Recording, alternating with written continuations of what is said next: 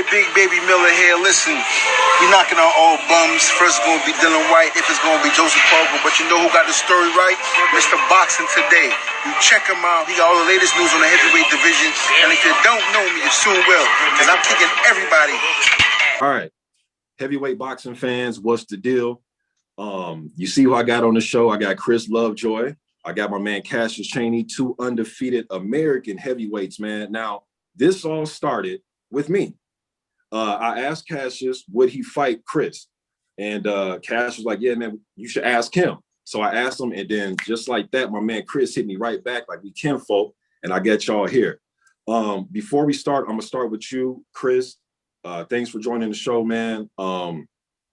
Now, I did see your interview you had on IFL with Solomon Crease. He's a up-and-coming heavyweight, going to have a fight March 20th. And I seen y'all trying to get that in. And you also said that there's a lot of unfinished business in the UK. And I respect that. Dave Allen, they got David Adelaide, Fabio Wardley, a lot of up-and-coming guys over there. But hey, man, I'm a big believer in take care of home first. And this is a fight that I want to see. What do you think about Cassius want to step up to the plate and fight you? Well, first, thanks for having me, here. And when you asked me would I fight him, yeah, I said we can't fight. That's my boy, but business is business. If we was able to make the fight, I'm sure he'd take it, and of course I'll take it.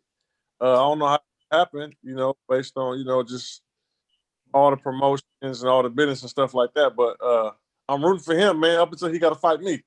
So, however we got to do it, man. As far as the heavyweight boxers in America, I'm up there, and I'm gonna put Cassius number 2 behind me.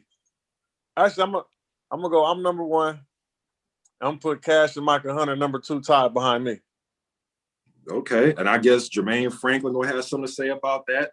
Coffee gonna have something to say about that, and all the other cats. But hey, man, would you say that this is a more high-profile fight than fighting somebody like a Solomon Crease? And shouts out to him. I'm gonna do a video in March for his fight as well. But do you think this is a more profile fight for you? This is definitely a more profile fight for me. Cash, he making some noise. He wanted what you call like the I don't know, the sleeper, not the sleeper because he's proven, but I don't think he ain't really out there yet. But I think he definitely boxing world. He undefeated, 20-0, big man, big name, and if we knock this off, this is big for boxing right here, especially. But all right. And one thing I'll say is this Chris, man, is you get it. And what I mean by that is with the social media thing, you get it, man. Like I went and checked your Instagram before I went live, and you over there shining like new money, and you got haters in the comment section, right? Hating you. And I'm like, he gets it. Whether they come to hate on you or leave a positive comment, they're coming to see you. Now that leads way to this. Speaking of social media, viral, Cash that you had to knock out against Joel Cotto a few years ago. I want to see you capitalize on that, but 2020 was a bad year for a lot of people. What do you think about a fight with Chris, man? Oh man, I think it would be a fun promoted fight. You know what I'm saying? I think it would create interest. You know what I'm saying, to those that are like just like especially casual boxing fans. But I think that honestly, like. I think he know, you know what I'm saying? He know it's serious. He's come to the gym, and I invited him to the gym because I thought he was coming down to Miami to train, and I told him contact my trainer, and Herman, told him he could come to the gym and train, and he came to the gym and he understood. I think he got the idea of like what goes on in here and the seriousness of what goes on. I respect his hustle in a sense. He does. He do get the social media thing. I'm a little bit more like I guess more serious about my like posting and things like that because I've been involved with boxing for a little bit. So, and I understand like the stuff I had to go through as an amateur and the driving and stuff like that. So.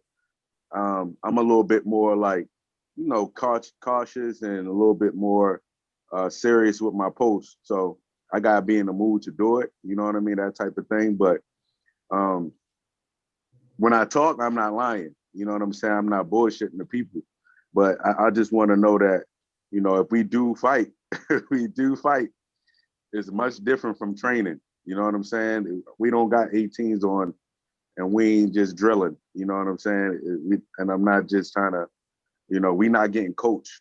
You know what I'm saying? Like we're getting trained to go in there with 10 ounces on and to really hurt each other, you know? And yeah, man, if it was to happen, I think it would be a good promoted fight. I think he would promote it. I think we both would. But, you know, I'm around pros like daily. You know what I'm saying? I think I've made that from the day one. If you look at my progression, I've always been around professionals, and I've always tried to align myself with the best professionals in that area at the time, from when it was Amir Mansour to when it was Tyson Fury to when it was Charles Martin to when it was James Jalay to when it was Lewis and Negron here. I've always been around pros, you know? So that's a difference, I think, in our journeys right now. Mm-hmm. And you mentioned a lot of guys, and a lot of the guys you mentioned, man, I've seen Chris with some of them same guys. I've seen him pictures with Ortiz, Ronnie Hines, the kid out of, I think Ronnie is from Ohio, I think. You guys are pretty much sparring some of the similar guys, man. Have you guys ever sparred or came close to sparring, Chris? No, we didn't spar. I wasn't out there that long. You know, they was doing their spar, they was in their camp, and I was just visiting the camp. You know, that was just shout out Cassius, because he the one that got me to the camp and got me to the gym. You know, a lot of these dudes was kind of scared of me, man. And he wasn't scared of me. Like, man, pull up. You know what I'm saying? So, you know what I mean? So, you know, shout out him. They got a great coach over there, good atmosphere, all heavyweights. But no, we didn't get no work in. You know, we moved around, did some drills together, but we didn't work. Okay. Hey, were any of you guys in that All-American heavyweight? I believe it was out in Carson, California, probably about 4 or 5 years ago. Have y'all heard of that? The All-American heavyweight? Yeah. Gerald was in that. Charles Martin was in that. Dominic Brazil was in that for a minute. My boy Edwin Alvarez is here with me. He was in that with them guys. What about you, Chris? Did you take part in that? No, I wasn't in boxing back then, but I definitely heard of it. I definitely was around. I definitely was seeing what was going on. I had some little people around me who was boxing amateurs that time, and they was telling me they had heavy down there. But yeah, I know about it. I've never been there though. So, Chris, you just one of them cats that just got hands then. That's what I'm taking from you. You just got hands. Well, it take a little more hands to do this, you know. Mm-hmm. I got a chin, and I got the will and dedication to do it, you know. All right, so Chris, as you know, I've heard a lot of interviews with you, man, and people pretty much say the same thing. They're gonna say, "Who is Chris?" Man, even when I post your videos on my channel, man, who, you know, they always asking me, who has he beat? He's fought in Mexico against, you know, Joe Blow the Journeyman, Larry Lunchmeat, and all these guys. And I'm still saying, hey, man, some of them guys that knock off some of you. You know what I'm saying? Like, it ain't just easy to beat some of these journeymen. But with that said, what's your response to fans that say, oh, I ain't watching that dude, man. He 19-0 against nobody. Well, I don't believe them if they say they're watching, because they damn sure watching. Oh, yeah, for sure. They taking me serious, you know, I don't know. But it's gonna come a time. It might be in the near future that I'm gonna fight one of their favorite heavyweights or some heavyweight that they know about. And all these fairy tales gonna be over with. It was almost over with last Halloween until Don King stepped in and tried to end my show. But this shit don't stop. Still going. This shit about to be on. So I'm not really worried about it, man. All right, you popping your shit. So are you talking about the fight with Dave Allen that fell through? Yeah, I was gonna knock that boy out cold, man. I couldn't. Man, that was my shot right there. You know, that's why I'm saying my name was One Shot. That was my one shot, so I got to keep going. You know what I'm saying? Hey man, I seen you you changing it up. You saying you'll give a grand prize to somebody to come up with a proper nickname for you. That's what I heard. Is that what you said? Well, I just said I'd give him a shout out, a follow back, and something like that. I didn't say a grand prize. I was just like, the best nickname would get a follow and a shout out, and you know, we can figure something out. All right. And then what I also think what you got going for yourself, Chris, is just an element of some surprise. Because people don't know. They seen what I think on YouTube, there's like a 1-30-second clip of your fight. And then you got some mint work from like the Mayweather gym and all over the place. So there is that element of surprise that can be a key factor for, you know, going into fights, man. But it's the thing. I did all this stuff strategically. You know what I mean? I got all my film, all my fights, all 19 of my fights. Even when I go to these gyms, even Cash, I can't give Cash everything I got because we might fight one day. I got to just give everybody a little bit. When I went to go see Tyson Fury, Michael Hunter, Ortiz, I give them just a little bit. I don't give them everything I got because if I give them too much, they're going to say, nah, I ain't fighting that dude. But they're not going to tell you why. I'm going to just give them a little bit so they can see, oh, yeah, he could be beat. This is the thing. This is the thing. He a sharp talker. He is a sharp talker. Like he entertained, man. I can sit here and like smile the whole time, man. But look, this the trick. This the thing. When it's the thing I try not to do, right? I'm not gonna say guys are like scared. You know what I'm saying? Because I don't think any fighter's scared. I don't think any fighter is really like scared, like to go into the ring and that type of thing. Like even him, I'm not gonna say he's scared to fight me. He's scared to fight somebody, Stavern or Trevor Brown. I'm not gonna say he's scared.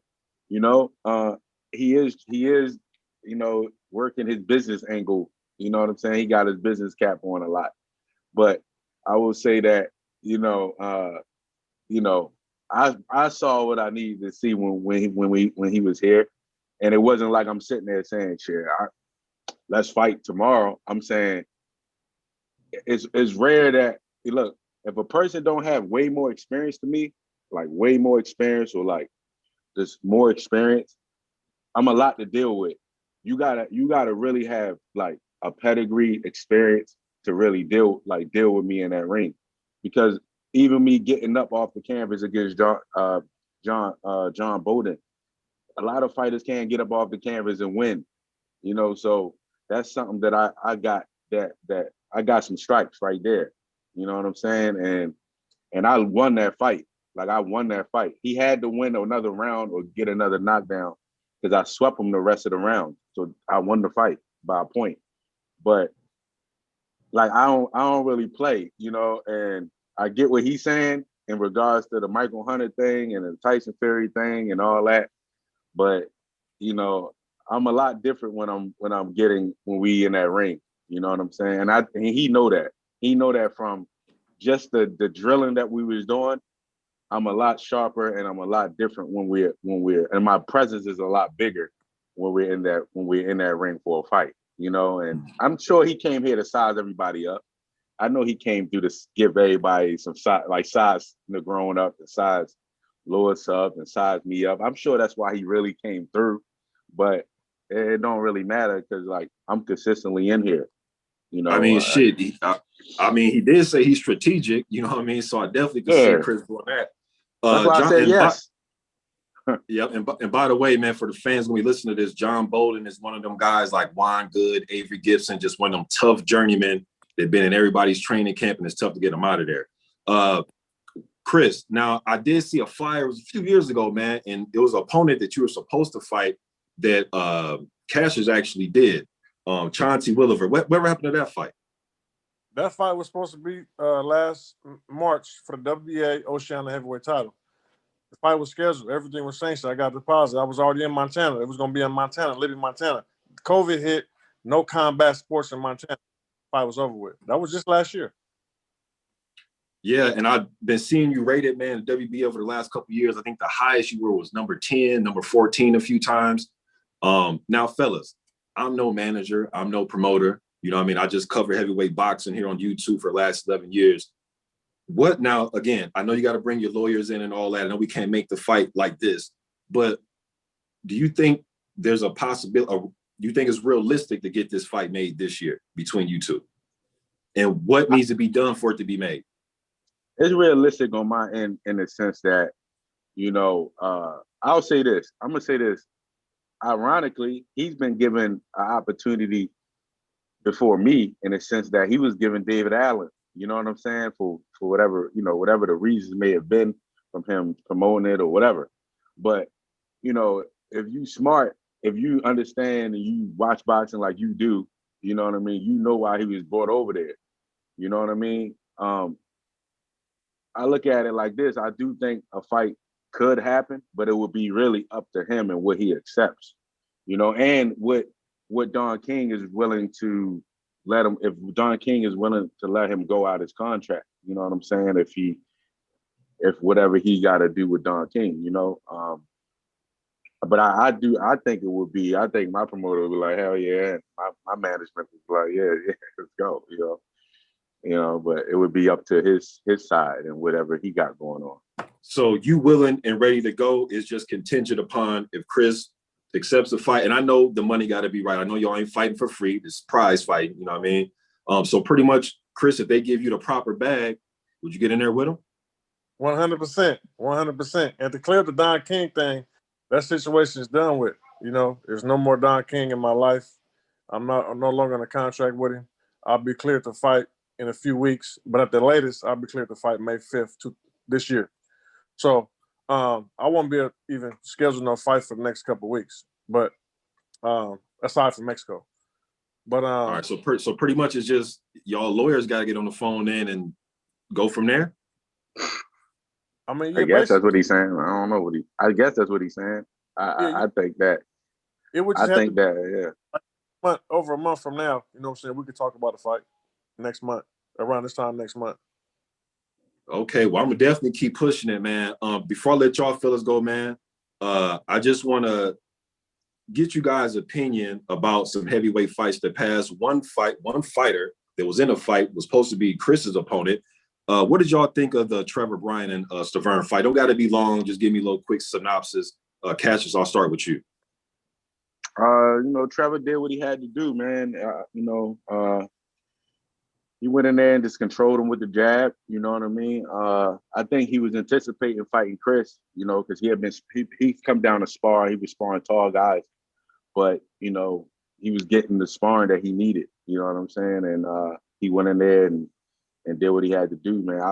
It's amazing that Stavern is 40-something and still able to, kind of get through them rounds, and it's just showing that, the age ain't really a big factor in heavyweight boxing. You know what I mean? If you take care of yourself, and if Stavern, I felt like, wasn't a drinker and stuff like that, he would have had way more energy and probably been in way better shape to kind of maybe give some better effort in that fight. But yeah, Trevor did what he had to do, and I, salute him after 2 years not fighting, man. It's crazy.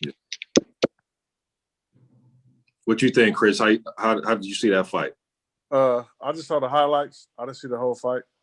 Okay. From the highlights, it looked like they weren't really in shape. I mean, it looked like they was in shape to go to the rounds, the distance, obviously, but as far as they look and the speed and intensity of the fight, and the highlights, it looked like they was really, really in tip-top shape. It looked like they weren't prepared. But, Trevor Bryan did his thing. I think he's 21-0 right now. It is what it is, so all I really got to say about it, man. And then the remainder of this month, we got probably about 7 heavyweight fights, but I'm gonna just talk about the 2 notable ones because I cover everything, man, with the heavyweights. Like I cover y'all from like the Wilders and Furies all the way to Joe Blow the Journeyman, you know what I mean? But this month we got Brazil and Wallen. I just want to get y'all take on that, and then Parker and Junior 5. Just want to get y'all a quick take on those fights. I'm gonna start with you again, Cassius, just real quick, man. The Brazil Wallen first. I got Otto. I got Wallen. Outboxing him. It depends how Dominic Brazil is healed up, man. He's been in a lot of wars, man. You know what I mean? I must say he fought. He's fought some accountable fights, but he's been in a lot of battles. So I think Otto can outbox him, and hopefully he don't make it into no like slugfest and battle fest, because I think you got to be able to, if you're going to fight Brazil like that, you got to come in a little heavy, because he is a big guy, and he does lay on you and put his weight on you. So it's interesting, but I think Otto can win on a unanimous decision. Yeah, I definitely think Dominic gonna come in, just bring the pressure. I really don't see him changing up the way he's been fighting all his life. He's gonna come in there, bite down on the mouthpiece, and just try to get you up out of there with just sheer aggression and physicality. What you think about that fight, Chris? Man, Brazil's a warrior, man. He got a little heart, man. I think that in late rounds, man, Otto might think that he's gonna slow down, but I think Brazil got something to prove. You know what I mean? I think he want to get his name back. Like he said, like Cash said, he been through a lot. So Otto being a smaller guy, I just think that he's gonna be able to withstand his power. You know, I think it'll go to decision. Okay. And then the last one taking place February 27th, Junior 5 taking on Joseph Parker, kind of like a battle of New Zealand almost, man. What do you think about that fight, Cassius? Man, that's a very interesting fight. I think Junior 5 will be, well prepared, but I think Joseph Parker, he's as quiet as he's kept, he's still in there. You know what I mean? He's still in that mix where he can fight and make more money if he wins his fight. You know, they both were getting close to $1 million. You know what I'm saying? And so I salute Junior 5, man, and I think that he can win. But I think Joseph Parker, I don't know. This is a toss-up fight. I don't know. I really don't know. I think I just want to see a good fight for this one. I don't know. Okay. What about you, Chris? Definitely gonna be a good fight. I got Parker, man. You know, I think Parker be a little more aggressive. You know, I don't think Five been tested like that. Parker done fought a lot of big names already. You know, his experience with the big names, you know, his resume, and I got Parker. Okay. I'll say this. Junior 5 has gotten off the canvas to win, so I gotta give him props to that. As far as I don't know if Parker has yet, but Junior 5 did, and I gotta give him props for that. So he got some stripes there where if he do get hurt, I think he's going to try to get up and fight. And then last night, the youngster, the real big baby, he picked up a 6-round knockout victory over Kingsley eBay. I thought eBay was going to be, just test his heart, test his mettle. Then I thought the fight with Rodney Hernandez was going to be a tough one too. And he looked pretty good in his last those 2 fights right there, man. What did y'all think of the kid, Jared Anderson? He did what he had to do. I'm surprised. I'm a little bit surprised that like eBay a little bit and his team is like, you've been getting a lot of love on ESPN. I would think that, hey, look, let's go get you some real boxing and, cut down on the weights and stuff like that. Because yesterday it showed he couldn't even keep his hands up. Like he got so much mass and muscle, he couldn't really pick his hands up. And Jared Anderson is a little bit more fluent, a lot more fluent than him because he boxed. So I was a little bit surprised with that. But, Jared Anderson, man, he's doing his thing. You know what I'm saying? And hopefully he gets better and, and improves, What you think, Chris? You able to catch the fight yesterday? Yeah, I caught it. Pretty much the same thing Cash said. I was really surprised that eBay came in the way he came in. Not going off of his look, but just basically the way he was fighting, his fighting style. I don't feel like he elevated. Like you say, I've been fighting ESPN for a while. I don't see no real growth. I actually see him look worse in this fight than he did against Guido Vianello. So I was really surprised how the fight went, but can't take nothing away from Jared Anderson. He did his thing, did what he's supposed to do. I think he probably could have got him out of earlier, but that's just me being that type of fighter and then being a boxing fan too. But like I said, he did what he had to do. I mean, he won every round. He looked good. Barely even got hit.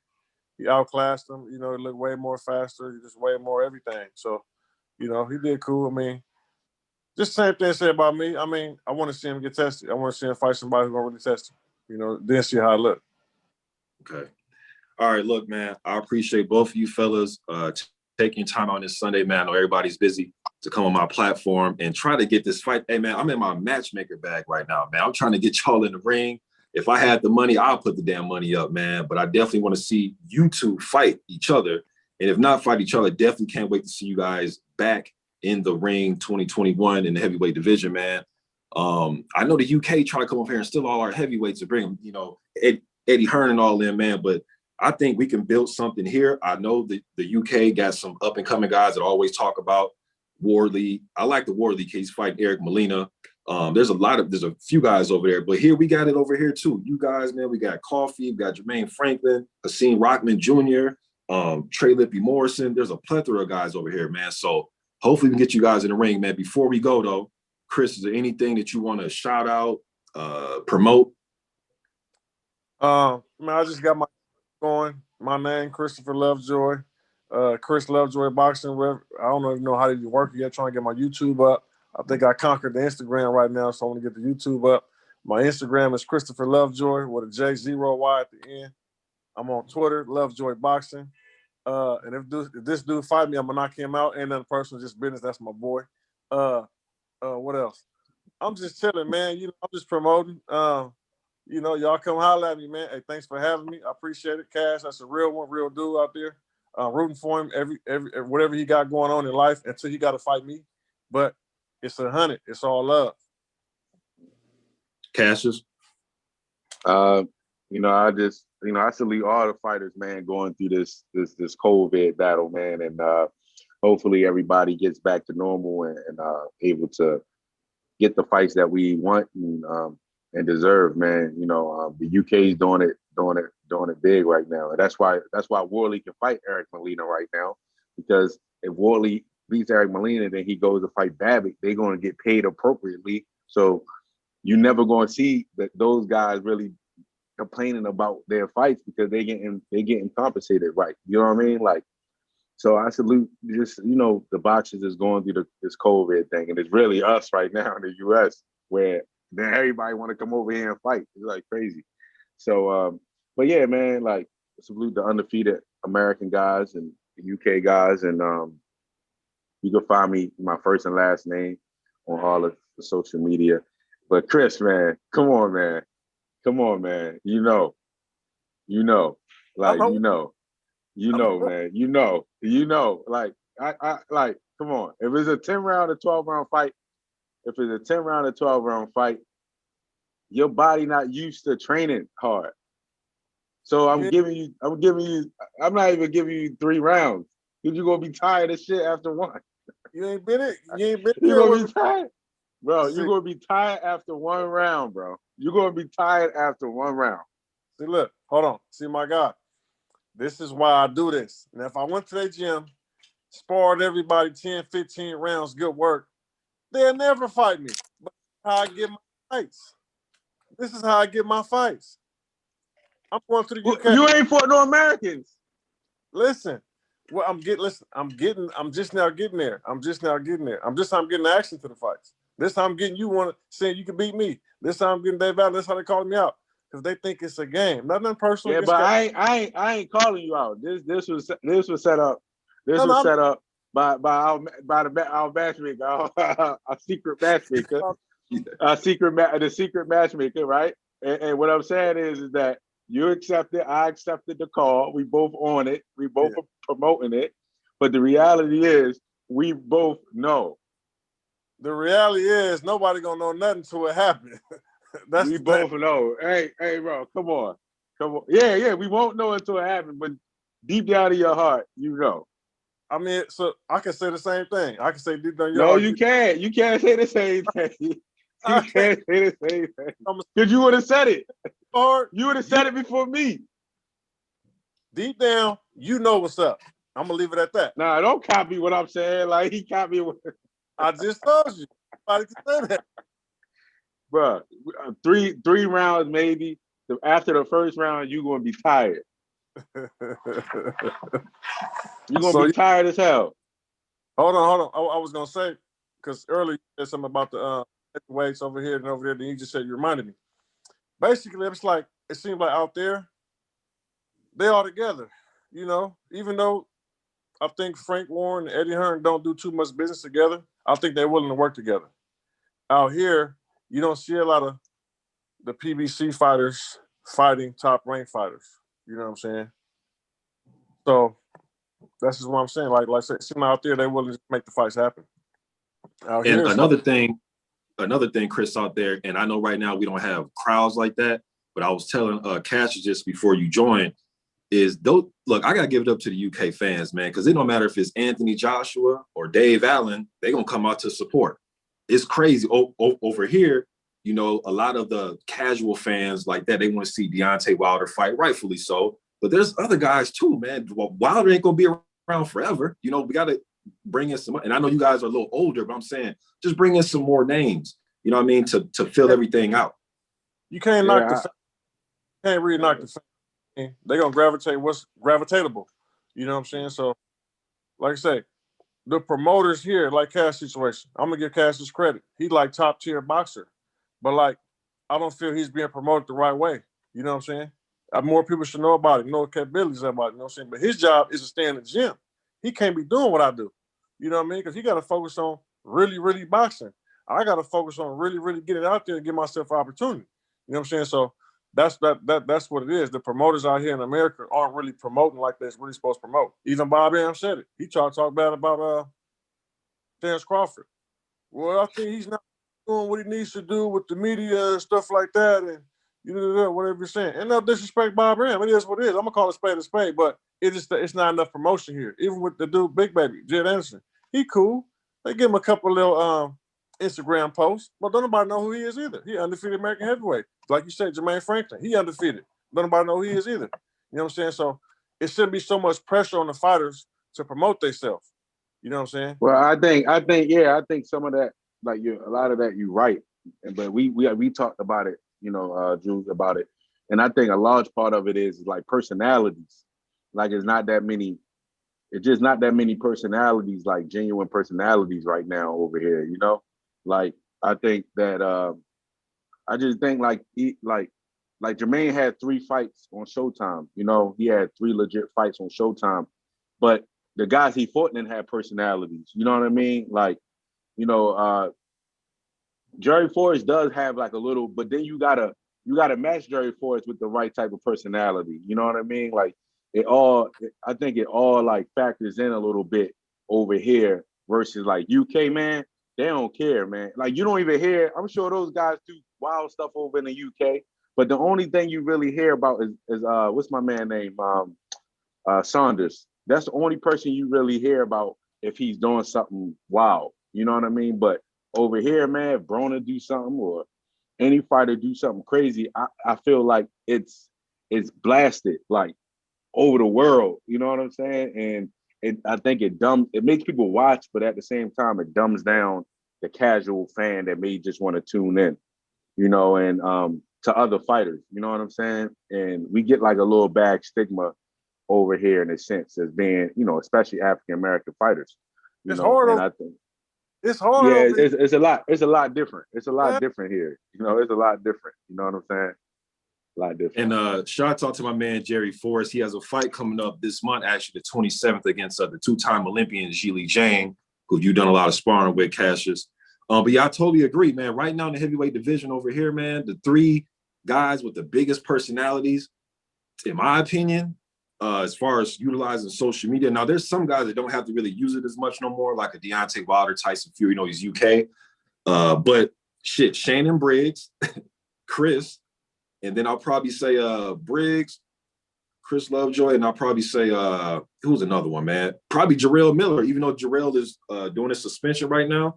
Them probably the 3 biggest personalities. And I understand personalities doesn't necessarily mean you're going to win the fight, but man, you got to let somebody know who you are. You know what I'm saying? Yeah. And but you got to utilize that social media, man. Even if you don't have like a bombastic type of personality to where you're outlandish like that, at least come on there and say, hey, I want to fight such or such. Show some training clip videos. Show some videos you doing some road work, hitting the bag, something.